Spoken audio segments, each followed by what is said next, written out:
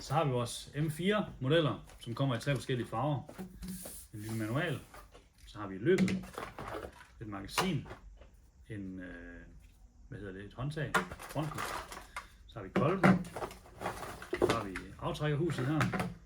Og så er der en lyddæmper med, rent kosmetisk. Der er et par beskyttelsesbriller, et sigtekorn, og så det er til kolben, så man kan gøre kolben kortere og længere, alt efter hvor lang man lige har til riflen.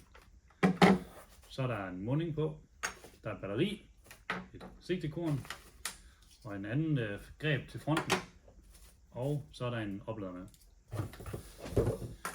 Når man samler det, så er vi den her igen. Så kan man starte hernede med kolben, hvor man skal føre batteriet på først. Connecter det her. Så kommer den her ind igennem.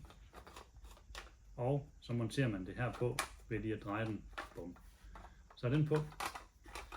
Så kommer kolben på, som bare kommer ind over her. Så trykker man lige hernede under, så løsner den sig. Så kan man gøre den helt herind, og man kan få den her ud. Så kan man sætte løbet på, og det er igen bare ind, og så lidt skrå, og sådan der, og så drejer den. Bum. Så kan man så vælge, hvad for en greb man vil have på, om man vil have den her på, eller den her på. Vi kan bare sætte den her på. Bum.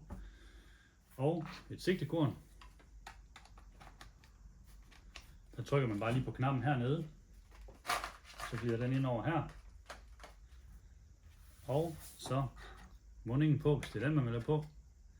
Eller man kan sætte lyddæmperen på. Sådan der. Så er magasinet. Det lader vi op med vores bioballs og fylder det helt op.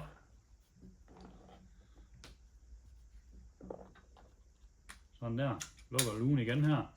Trykker her på, indtil de begynder at komme ud af hullet her. Sådan der. Her i. Bum. Sørg for, at det sidder fast.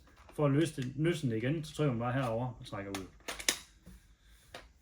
Yes. Du kan enten, hvis der ikke er mere batteri på, så kan man skyde manuelt, hvor pilen peger fremad her. Så trækker man bare tilbage i ladegrebet og trykker. Hvis man gerne vil skyde automatisk, og der er fuld batteri på, så trykker man den derop, og så trykker man bare på aftrækker. Når man skal starte med at skyde, så kan det godt gå lidt, før kuglerne begynder at komme op i. Så man skal lige holde knappen inde her og være lidt tålmodig første gang.